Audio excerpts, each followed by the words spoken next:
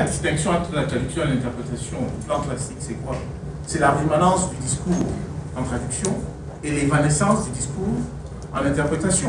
Et vous voyez très bien qu'ici, je ne suis pas en train de parler de langue, ni du français, ni de l'anglais, parce qu'on peut traduire dans soit la même langue. Et là, on parle des variantes dialectales. Donc, il est possible de traduire dans la même langue.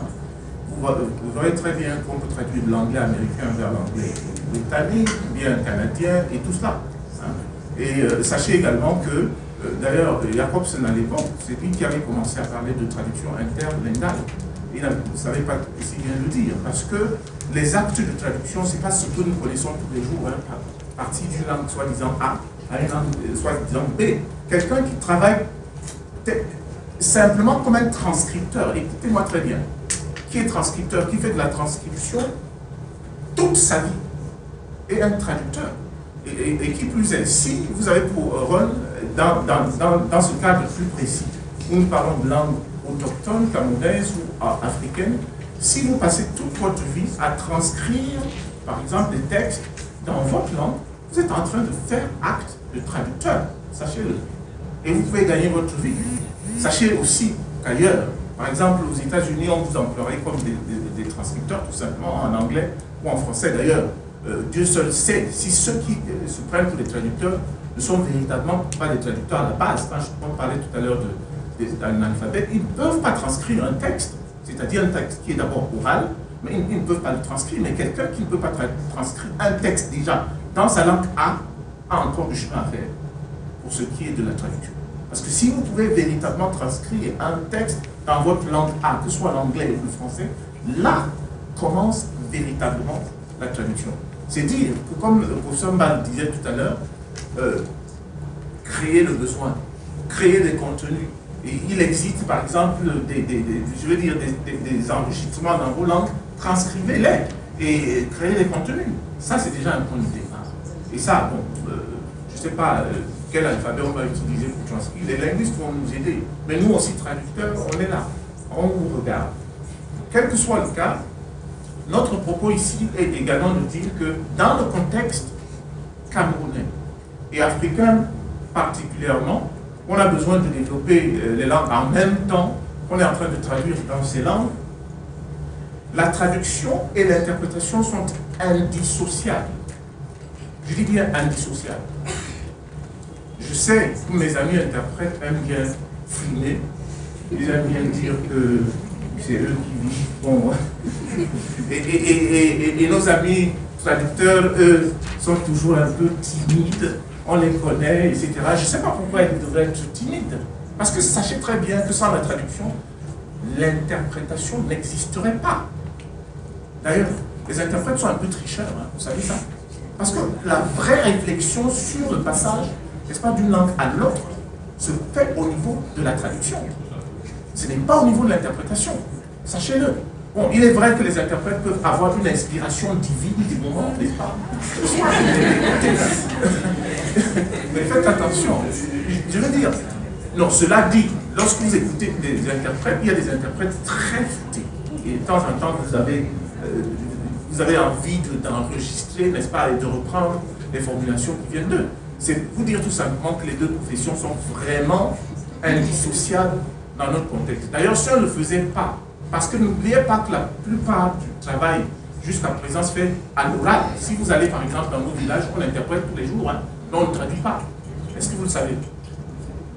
Dans nos villages, on interprète tous les jours, mais on ne traduit pas. Alors, peut-être que si nous avions des enregistrements de toutes ces interprétations, nous arrivions à avoir des contenus travaillés, parce que une fois que vous les enregistrez, vous pouvez corriger, etc., bien faire corriger et tout cela. Là, vous êtes en train de faire acte de traduction, et ce n'est plus de l'interprétation.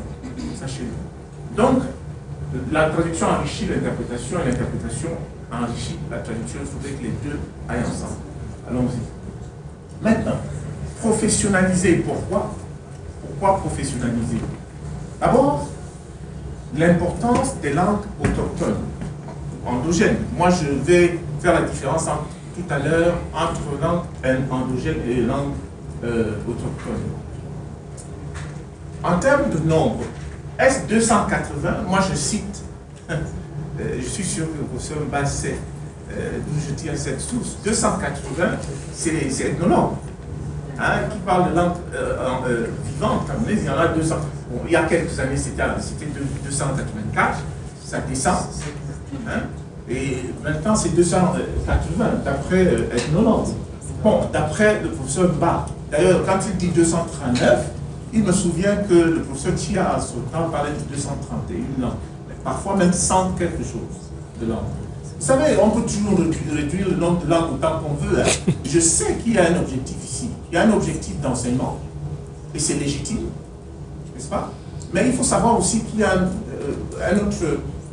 je ne sais pas, il y a les locuteurs de ces variantes, telles que vous le dites, sont jaloux de leur variante. Et vous n'admirez pas leur dire que cette variante remplace telle autre. Mais vous avez bien fait de dire tout à l'heure que non, l'identification scientifique d'une variante standard ne veut pas dire qu'on exclut les autres. Vous voyez? Et donc, ça veut dire tout simplement que si vous avez déjà une traduction dans une variante, vous pouvez enrichir les autres variantes. Et maintenant, il va se poser la question des documents de référence.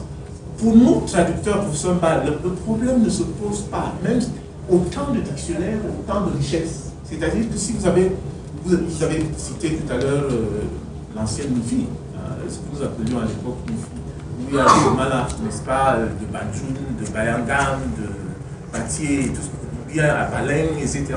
Mais en réalité, si vous allez dire à certaines personnes du Paleng, vous dites qu'ils sont des Romans, ils vont vous dire non. Et c'est toujours comme cela.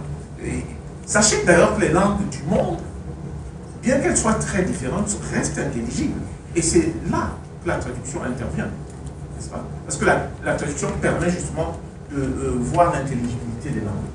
Bien, maintenant, 280, 230, vous voyez bien le nombre. Ce qui veut dire que si nous ne travaillons pas sur ces langues, il y aura comme un fossé communicationnel entre les langues officielles et les langues locales. On aime bien dire que nous communiquons en français et en anglais au Cameroun, ce qui n'est pas vrai, parce que la bonne majorité de Camerounais ne communiquent pas en français, ne communiquent ni en français, ni en anglais, et même quand ils communiqueraient pour dire je vais acheter du pain, etc., lorsque le discours devient très corsé, ils n'y comprennent plus rien. Donc ça, il faut le savoir, d'où la nécessité de la traduction. Maintenant, l'urgence de la professionnalisation. Il faut professionnaliser à plusieurs niveaux. Au niveau de la pratique, n'est-ce pas, au niveau du praticien lui-même et au niveau de la formation. Et c'est une question d'assurance qualité dans la perspective d'une meilleure communication sociale. Allons-y. Et pourquoi pratique communautaire? Comme Achou le disait tout à l'heure, je me situe dans dans le cadre de ce qu'on appelle aujourd'hui traduction ou interprétation communautaire. Les réalités actuelles. Comme le docteur Fourian l'a dit tout à l'heure, vous allez constater que dans la majorité de nos langues, le corpus le plus important est biblique. Le corpus le plus important dans la majorité de nos langues. Il y a quelques exceptions, hein, peut-être le Bassa, le Douala, mais en dehors de ces langues, c'est-à-dire le Bassa, le Douala, les Wondo, et dans une certaine, je ne suis pas sûr que le Boulou. Non, même dans les Wondo, le corpus le plus important reste biblique. Ça, il faut le dire. Et donc, il y a un problème. C'est M. Camden qui posait la question justement de la pertinence de cette focalisation extrême sur la Bible. Et le docteur Fourian vous a donné une très très bonne réponse. Ce n'est pas à eux, parce que eux, ils sont, n'est-ce pas, des missionnaires.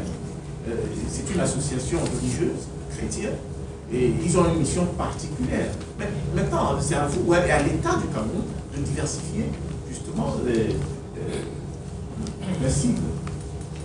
Bon, maintenant, les tribunaux, les hôpitaux, la gendarmerie, la police et tout cela, bon, ici pratiquent au quotidien également une sorte de traduction ou d'interprétation. Disons plutôt que c'est de l'interprétation.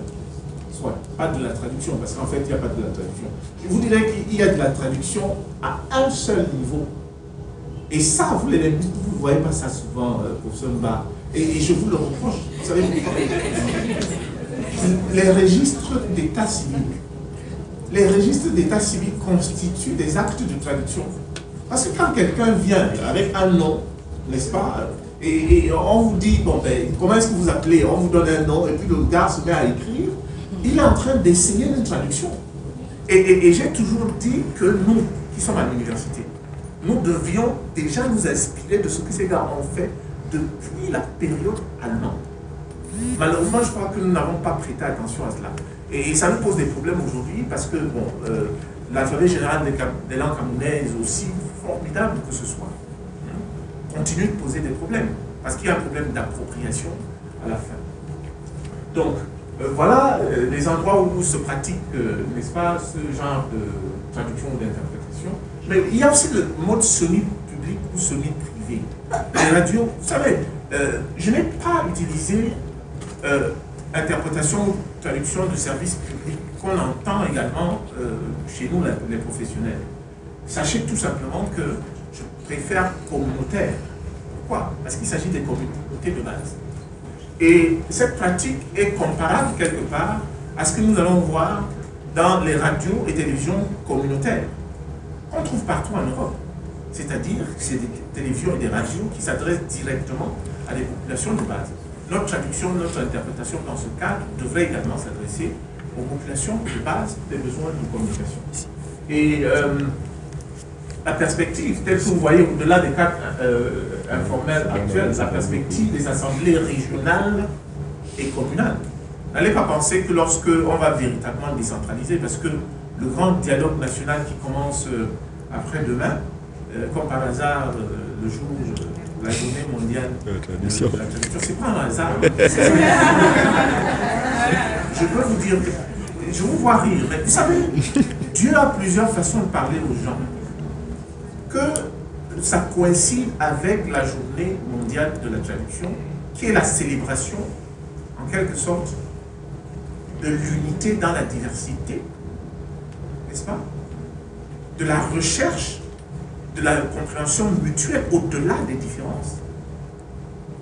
C'est-à-dire la célébration des 280 langues du Cameroun, ou bien 239, comme on veut, pour dire que malgré, nonobstant cette différence, nous pouvons nous comprendre, parce que c'est cela, cette célébration. Que ce dialogue commence ce jour-là, je lis là-dedans un signe qui ne trompe pas. C'est un hasard de l'histoire, certainement, mais il y a comme ça des hasards de l'histoire qui parlent. Parce que, comme le disait au détour de sa communication le docteur Fognan, c'est l'occasion pour nous de célébrer notre Pentecôte. Pourquoi? Parce que, vous savez, la Pentecôte marque ce jour-là où on dit, pour moi c'est ce que la Bible dit, l'Esprit Saint est descendu